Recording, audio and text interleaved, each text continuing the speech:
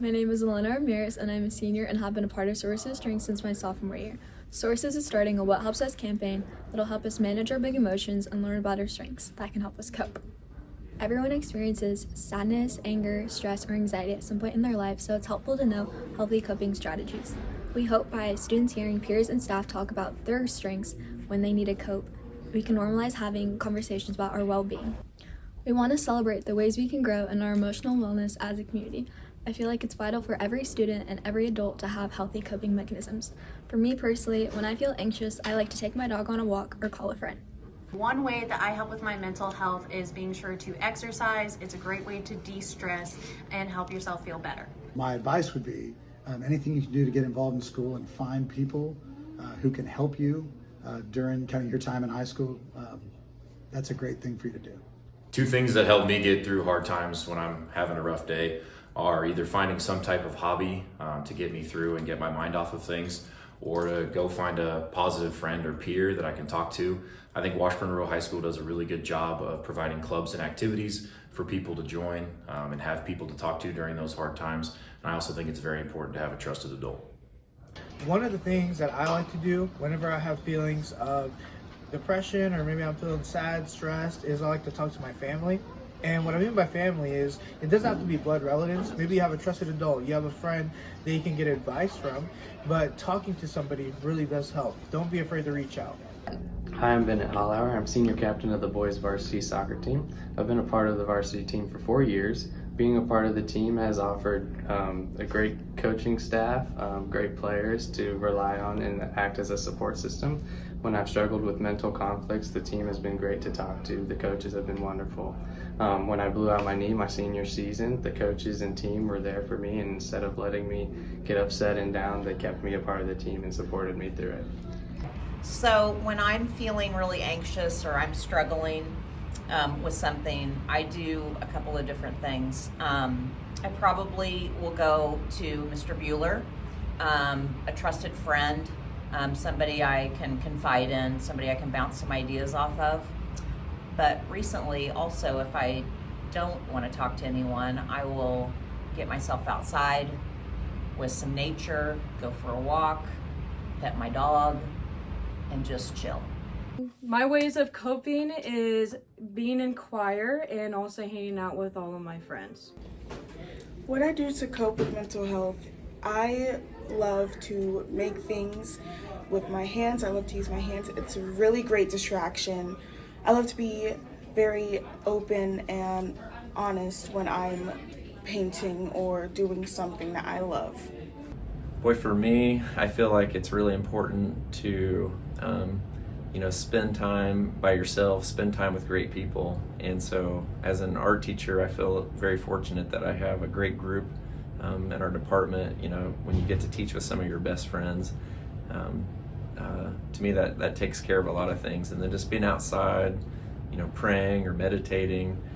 For me, I love to mountain bike, love to be out in the woods, and those things I think help me deal with some of the difficulties and struggles that a day can bring. All right, so I guess mental health is a struggle for everyone, and something that I like to do. I need to do something with my hands when I struggle. So I like to craft. I crochet, I cross stitch. If that doesn't work, I talk to some people that are in a similar mindset to me, and maybe we can hash it out.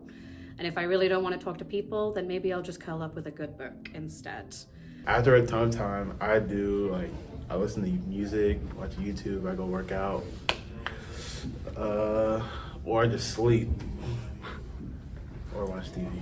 Understanding that vulnerability and being imperfect is just part of the walk of life, and that working every day to work on those parts of you that you may not feel are perfect is a good thing, and the best you can do is really great. For me, being an older male, I've learned how to adjust to having mental health, be it medication, music, talking to friends, loved ones.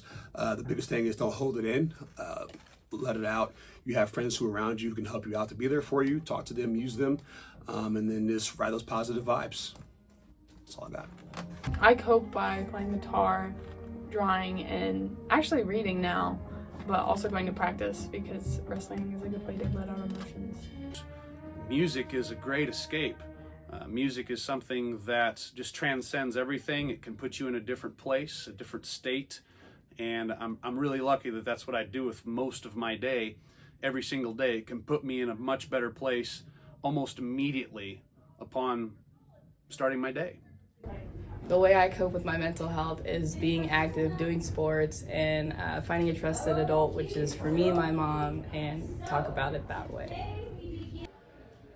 So a way that I cope when I'm going through some things, sometimes I'll go get a workout in, or sometimes I'll call somebody that I've been missing that I haven't talked to in a while, or sometimes I just like to get in a quiet place and just kind of think about the stuff that I'm grateful for, or if whatever's going on in my life, I can kind of compare it to somebody else's life who's going through way more than what I'm going through, and then I kind of just find myself like really just being thankful for the things that are in front of me, and just trying to, you know, release in any positive way that I can. Like I said, sometimes a lot of you know, friends help me get through some of the stuff that I'm going through, or even some of the youngsters, just a thought of some of the youngsters that I work with and some of the moments that we've been through might knock a little weight off my shoulders. But main thing, like I said, just kind of getting outdoors, releasing, getting a workout in, and just kind of letting my mind just go, you know, be free.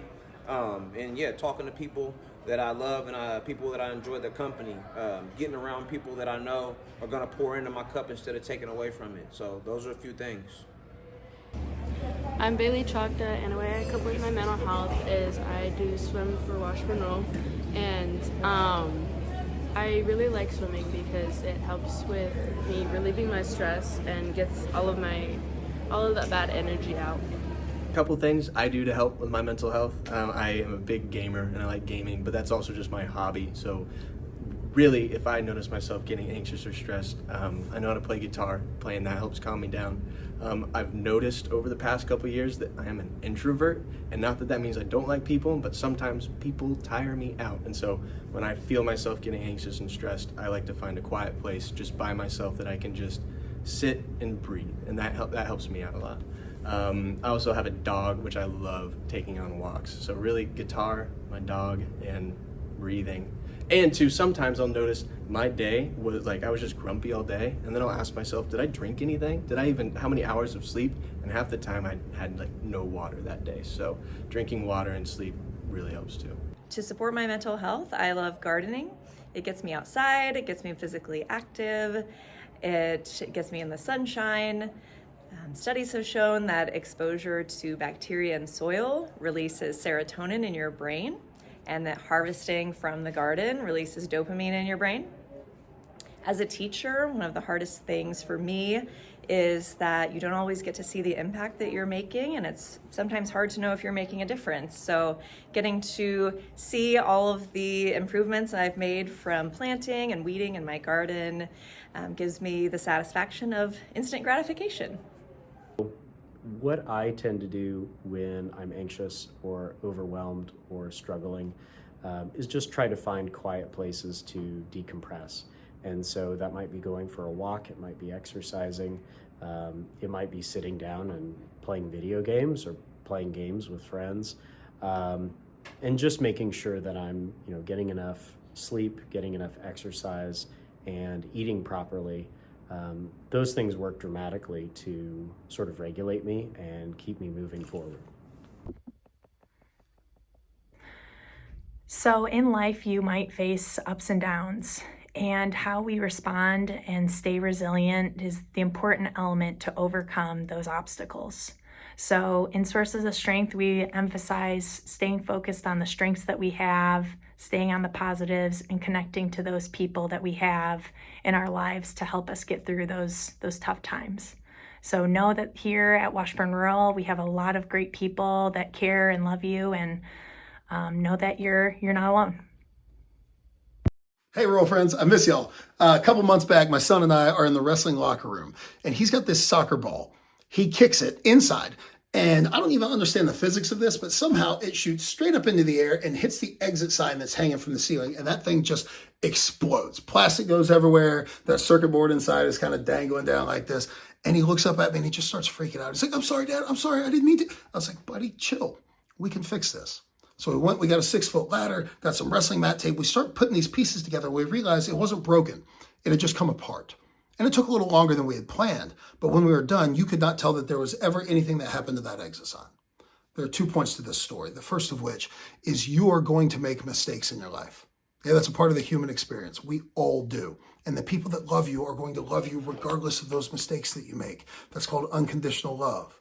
And the second of which is this: there is nothing in your life that is broken beyond repair. Yeah, it might take some tools you didn't know about. It might take the help of somebody else, but there's nothing in your life that's broken beyond repair. And I think that that's an important message for you to take into the world today. I love y'all, and we'll see you soon.